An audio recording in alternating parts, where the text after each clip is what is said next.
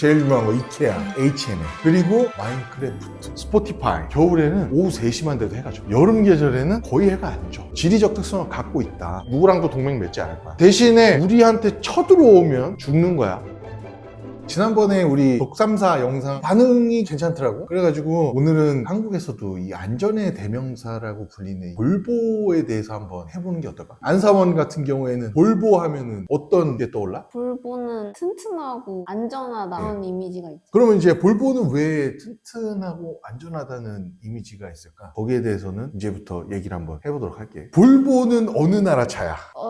잘 모르겠어요. 볼보가 안전하다 이런 건 아는데 실질적으로 사람들이 어느 나라 차인지 모르는 사람들이 많아. 볼보는 스웨덴 차야. 물론 지금은 이제 중국의 지리 회사가 보유하고 있는 회사이긴 하지만 볼보의 시작은 스웨덴입니다. 지금도 스웨덴에서 생산하고 연구되고 만들어지고 있습니다. 소유만 중국의 지리 자동차가 하고 있는 상황이야. 볼보 자동차가 왜 이 안전에 이렇게까지 집착하는지, 왜 안전의 대명사가 됐는지를 알기 위해선 스웨덴이라는 나라를 먼저 이해해야 돼. 스웨덴 하면 어떤 이미지가 떠오르지? 이케아? 이케아도 있고, 스웨덴은 어디에 위치해 있어? 좀 춥지 않나요?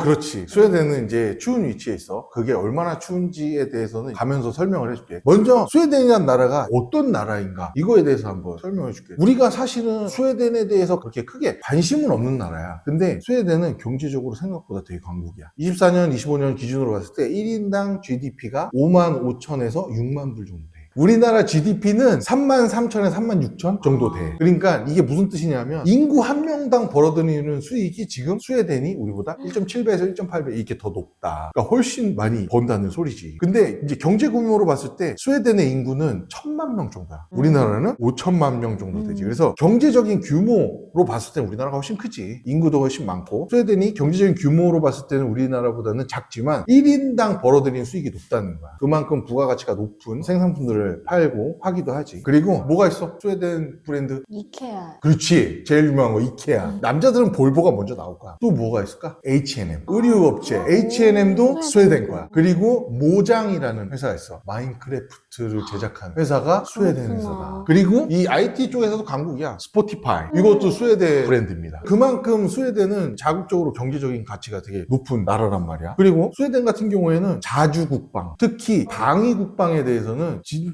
세계 탑급이야. 자기 나라만큼은 확실히 지킬 수 있는 국방력을 기술적으로, 실질 물리적으로도 보유를 하고 있는 그런 나라다. 이렇게 볼 수 있습니다. 그러면 스웨덴은 우리가 어디에 위치했는지 오늘은 저기 칠판을 잠깐 한번 좀 써보도록 할게요. 자, 그래서 스웨덴의 지리적 위치를 한번 생각해보자. 우리 북유럽이라고 알고 있지? 어느 나라를 북유럽이라 그래? 스위스, 스웨덴, 노르웨이 그 근방. 흔히 우리가 알고 있는 북유럽은 땅이 이렇게 생겨. 여기 이렇게. 이게 바로 아이슬란드, 그리고 노르웨이, 그다음에 이렇게 스웨덴, 핀란드, 덴마크가 이렇게 있어요. 근데 우리가 공부하거나 지나다니면서 항상 배워. 발트해라고 들어봤어?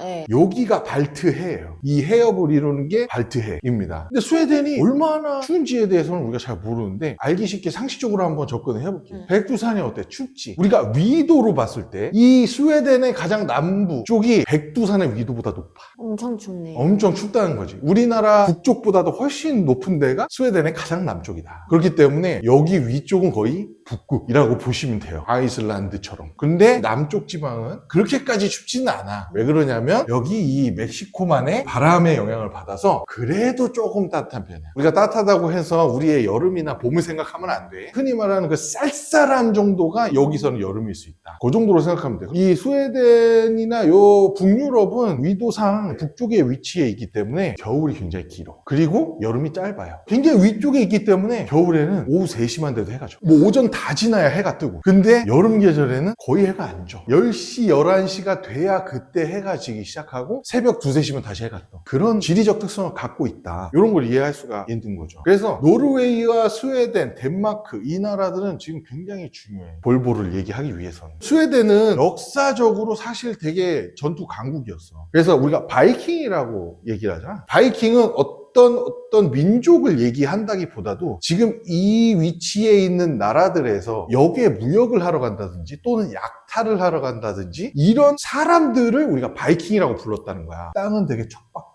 그래서 약탈을 하고 자원이나 이런 걸 가지고 밖에 나가서 무역을 해서 식량이라든가 이런 걸 구해올 수밖에 없는 그런 곳이었다. 그래서 여기에 붙어있는 나라들은 이 발트해를 중심으로 해서 무역을 할 수밖에 없잖아. 그러면 여기로 배가 통과하기 위해서는 덴마크랑 노르웨이랑 스웨덴 사이를 지나갔어요. 근데 더 중요한 건 뭐냐면 요즘에 되게 이슈가 되고 있는 해협이 뭐가 있지? 호르무즈 해협. 호르무즈 해협은 이제 이란이 관리하고 있는 해협인데 그 바닷길을 통과하면 굉장히 빠르게 거길 지나갈 수 있는 거지. 안 그러면 돌아가야 되니까. 자, 여기도 덴마크가 맡고 있는 해협이 있었는데 덴마크 쪽이 좀 더 깊대. 그래서 덴마크가 옛날부터 이 끝에 위치에다가 포를 설치해 놓고 이 해협을 관리하는 거야. 그래서 들어올 때는 무조건 무역세를 냈어야 돼. 그래서 이 덴마크는 굉장히 오랜 시간 동안 여기서 무역세를 받는 거야. 자, 그럼 무역세를 내고 들어오면 여기서 무역을 할 때 어떻게 돼? 물건이 비싸지. 비싸지겠지. 그러니까 붙어있는 나라들은 불만이 컸어. 아니, 왜 여기다 무역세는 다 내고 우리가 그 돈을 다 내야 되냐. 그래서 얘네들이 굉장히 긴 시간 동안 전쟁을 해. 지금은 굉장히 사이 좋은 나라들이야. 특히나 이제 칼마르 조약을 통해서 이 덴마크, 노르웨이, 스웨덴은 연합이었어. 동맹이었던 거지. 동맹이었는데 덴마크가 지금 이 해협을 관리하고 소유하고 있는 상황에서는 정치적으로나 여러 가지 면에서 리드를 하는 거였어. 그래서 덴마크의 말을 들을 수밖에 없는 게 너무 짜증났던 거지. 그래서 스웨덴이 칼마르 동맹을 딱 깨면서 야, 나 진짜 더러워서 못 해먹겠어. 나갈 거야. 그러면서 여기를 먹고 여기를 침략해. 이 나라들을. 대략적으로 그리면 독일의 일부 북부까지 해서 이만큼을 스웨덴이 정복해. 그래서 그 당시 스웨덴 제국이었어.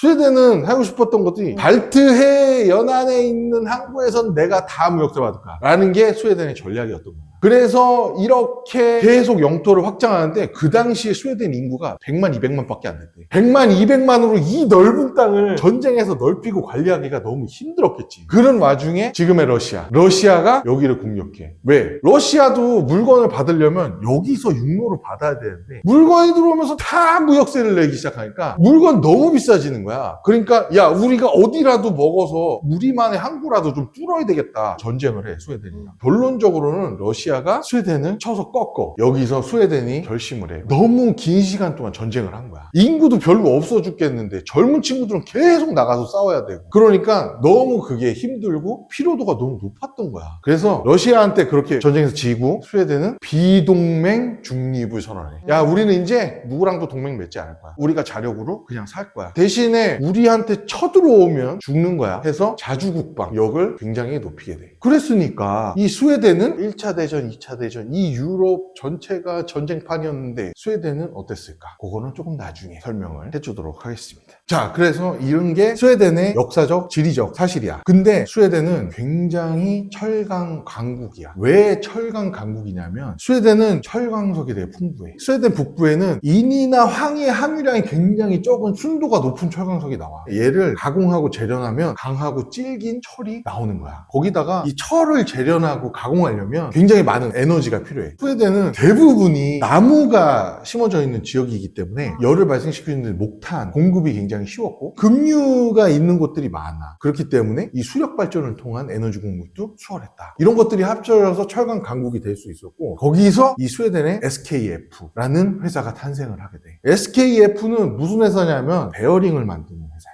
베어링은 쉽게 말하면 쇠구슬이야. 어떤 회전을 필요로 하는 물체에 베어링을 넣었을 때 그 회전의 효율이라든가 내구성이 굉장히 높아지는 그런 거야. SKF라는 회사가 아직도 있어. 전 세계에 베어링을 공급하고 그런 말도 있대. 이 SKF 회사가 없으면 공장이 멈춘다. 그런 얘기도 있을 정도로 전 세계적으로 내구성 좋기로 유명한 베어링을 제작하는 SKF라는 회사가 탄생을 하게 된 거지. 근데 이 볼보라는 회사가 SKF라는 회사에서 나온 회사야.